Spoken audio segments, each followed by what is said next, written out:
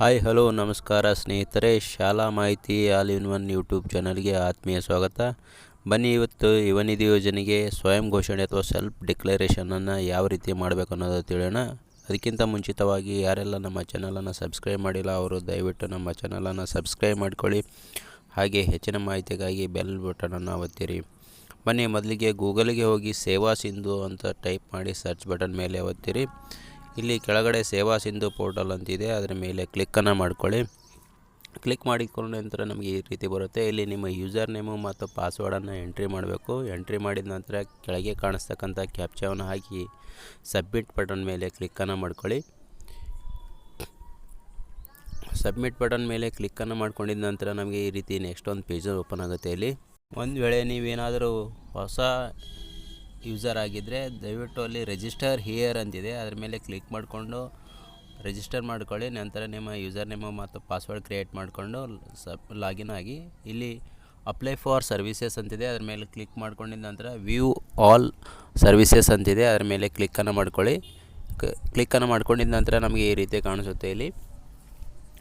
ಇಲ್ಲಿ search button ಮೇಲೆ ಕ್ಲಿಕ್ಕನ್ನು ಮಾಡಬೇಕು. ಯುವನಿಧಿ ಅಂತ ಸರ್ಚನ್ನು ಮಾಡಿರಿ. ಯುವನಿಧಿ ಅಂತ ಸರ್ಚ್ ಮಾಡಿದರೆ ಇಲ್ಲಿ ಟೈಪ್ ಮಾಡಿ ಸರ್ಚನ್ನು ಮಾಡಿದರೆ ನಮಗೆ ನೆಕ್ಸ್ಟ್ ಈ ಥರ ತೋರಿಸುತ್ತೆ. ಇಲ್ಲಿ ಯುವನಿಧಿ ಮಾಸಿಕ ನಿರುದ್ಯೋಗ ಸ್ವಯಂ ಘೋಷಣೆಯ ಅರ್ಜಿ ಅಂತಿದೆ, ಅದರ ಮೇಲೆ ಕ್ಲಿಕ್ಕನ್ನು ಮಾಡ್ಕೊಳ್ಳಿ. ಎರಡನೇ ಆಪ್ಷನ್ ಆಗಿರ್ತಕ್ಕಂಥದ್ದು. ಎರಡನೇ ಆಪ್ಷನ್ ಮೇಲೆ ಕ್ಲಿಕ್ಕನ್ನು ಮಾಡ್ಕೊಂಡಿದ ನಂತರ ನಮಗೆ ನೆಕ್ಸ್ಟ್ ಈ ರೀತಿಯ ಒಂದು ಪೇಜ್ ಬರುತ್ತೆ. ಇಲ್ಲಿ ಮೊದಲನೇದಾಗಿ ಆಧಾರ್ ಅಥೆಂಟಿಕೇಷನ್ ಅಂತಿದೆ, ಆಧಾರ್ ದೃಢೀಕರಣ ಅಂತಿದೆ, ಅದರ ಮೇಲೆ ಕ್ಲಿಕ್ಕನ್ನು ಮಾಡ್ಕೋಬೇಕು. ಅದರ ಮೇಲೆ ಕ್ಲಿಕ್ ಮಾಡಿದ ನಂತರ ನಿಮ್ಮ ಆಧಾರ್ ಸಂಖ್ಯೆಯನ್ನು ನಮೂದಿಸಬೇಕಾಗುತ್ತೆ. ಇಲ್ಲಿ ನಿಮ್ಮ ಆಧಾರ್ ಸಂಖ್ಯೆ ಸರಿಯಾಗಿ ನಮೂದಿಸಿದ ನಂತರ ಇಲ್ಲಿ ಕೆಳಗಡೆ ಕಾಣಿಸ್ತಕ್ಕಂಥ ಒಂದು ಒ ಟಿ ಪಿ ಬಟನ್ ಮೇಲೆ ಚೆಕ್ ಬಾಕ್ಸನ್ನು ಆನ್ ಮಾಡಿಕೊಂಡು ಚೆಕ್ ಬಾಕ್ಸ್ ಕ್ಲಿಕ್ ಮಾಡಿಕೊಂಡು ಒ ಟಿ ಪಿ ಮೇಲೆ ಕ್ಲಿಕ್ಕನ್ನು ಮಾಡಿಕೊಂಡ್ರೆ ನೆಕ್ಸ್ಟು ಒ ಟಿ ಪಿಯನ್ನು ಕಳಿಸಲಾಗಿದೆ ಅಂತ ಬರುತ್ತೆ. ಇಲ್ಲಿ ನಿಮಗೆ ಆಧಾರಲ್ಲಿ ರಿಜಿಸ್ಟರ್ಡ್ ಆಗಿರ್ತಕ್ಕಂಥ ಮೊಬೈಲ್ ನಂಬರ್ಗೆ ಒ ಟಿ ಪಿ ಬರುತ್ತೆ. ಆ ಒ ಟಿ ಪಿಯನ್ನು ಇಲ್ಲಿ ನಾವೇನು ಮಾಡಬೇಕಾಗುತ್ತೆ, ಎಂಟ್ರಿ ಮಾಡಬೇಕಾಗುತ್ತೆ. ಒ ಟಿ ಪಿಯನ್ನು ಎಂಟ್ರಿ ಮಾಡಿದ ನಂತರ ನಮಗೆ ಕಾಣಿಸ್ತಕ್ಕಂಥ ಇಲ್ಲಿ ಸಬ್ಮಿಟ್ ಬಟನ್ ಮೇಲೆ ಕ್ಲಿಕ್ಕನ್ನು ಮಾಡಬೇಕು. ಇಲ್ಲಿ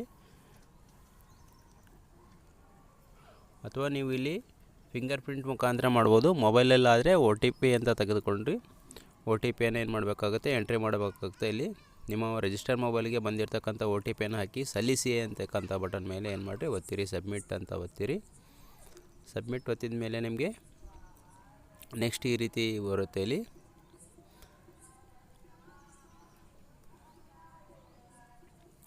ಸಬ್ಮಿಟ್ ಒತ್ತಿದ ಮೇಲೆ ಕ್ಲಿಕ್ ಹಿಯರ್ ಟು ಬ್ಯಾಕ್ ಅಂತ ಬರುತ್ತೆ, ಅದರ ಮೇಲೆ ಕ್ಲಿಕ್ಕನ್ನು ಮಾಡ್ಕೊಂಡು ನೆಕ್ಸ್ಟ್ ಎರಡನೇ ಆಪ್ಷನ್ನು ಆಧಾರ್ ವಿವರಗಳನ್ನು ಪಡೆಯಿರಿ ಅಂತಿದೆ, ಅದರ ಮೇಲೆ ಕ್ಲಿಕ್ಕನ್ನು ಮಾಡ್ಕೋಬೇಕು.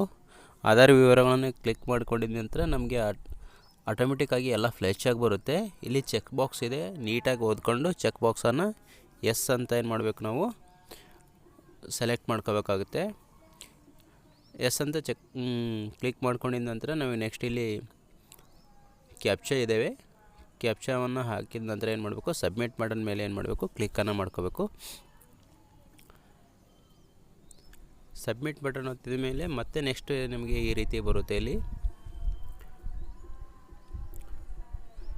ಅಪ್ಲಿಕೇಶನ್ ನಾಟ್ ಸಬ್ಮಿಟೆಡ್ ಅಂತ ಬರುತ್ತೆ. ಒಂದು ಸರಿ ಸಬ್ಮಿಟ್ ಮಾಡಿದ ಮ್ಯಾಗ ಇನ್ನೊಂದು ಸರಿ ಏನು ಮಾಡಬೇಕಾಗುತ್ತೆ, ನಾವೆಲ್ಲ ಡೀಟೇಲ್ಸ್ಗಳನ್ನು ಏನು ಮಾಡಬೇಕು, ಸರಿಯಾಗಿ ನೋಡ್ಕೋಬೇಕು. ಹಾಗೆಯೇ ಇಲ್ಲಿ ನಾವು ನೀಡಿರ್ತಕ್ಕಂಥ ಮಾಹಿತಿ ಸತ್ಯವೆಂದು ಅಂತಿರುತ್ತೆ, ಅದನ್ನ ನೋಡಿ ನಾವೇನು ಮಾಡಬೇಕು, ಮತ್ತೆ ಒಂದು ಸರಿ ಏನು ಮಾಡಬೇಕು, ಸಬ್ಮಿಟ್ ಬಟನ್ ಮೇಲೆ ಕ್ಲಿಕ್ಕನ್ನು ಮಾಡ್ಕೋಬೇಕಾಗುತ್ತೆ. ನೆಕ್ಸ್ಟ್ ಸಬ್ಮಿಟ್ ಬಟನ್ ಮೇಲೆ ಕ್ಲಿಕ್ಕನ್ನು ಮಾಡ್ಕೊಂಡಿದ ನಂತರ ನಮಗೆ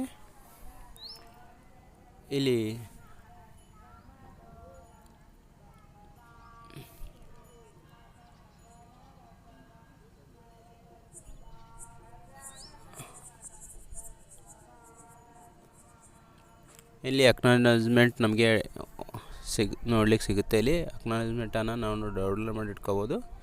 ಇದು ಮುಂದೆ ಬೇಕಾಗುತ್ತೆ. ಇಲ್ಲಿ ಪ್ರಿಂಟ್ ಅಂತಿದೆ ಆಪ್ಷನ್, ಪ್ರಿಂಟ್ ಅಂತ ಗೊತ್ತಿದೆ, ಪ್ರಿಂಟ್ ಬರುತ್ತೆ. ಅಥವಾ PDF ರೂಪದಲ್ಲಿ ಕೂಡ ನಾವೇನು ಮಾಡ್ಬೋದು, ಇದನ್ನ ಸೇವ್ ಮಾಡ್ಕೋಬೋದು. ಅಥವಾ ನಂಬರ್ ಕೂಡ ಬರೆದು ಇಟ್ಕೊಂಡು ನಾವೇನು ಮಾಡಬೇಕಾಗುತ್ತೆ ಅಂದರೆ ಅದನ್ನ ಕ್ಲೋಸನ್ನು ಮಾಡ್ಬೋದು. Thank you for watching. Please subscribe my channel. Thank you.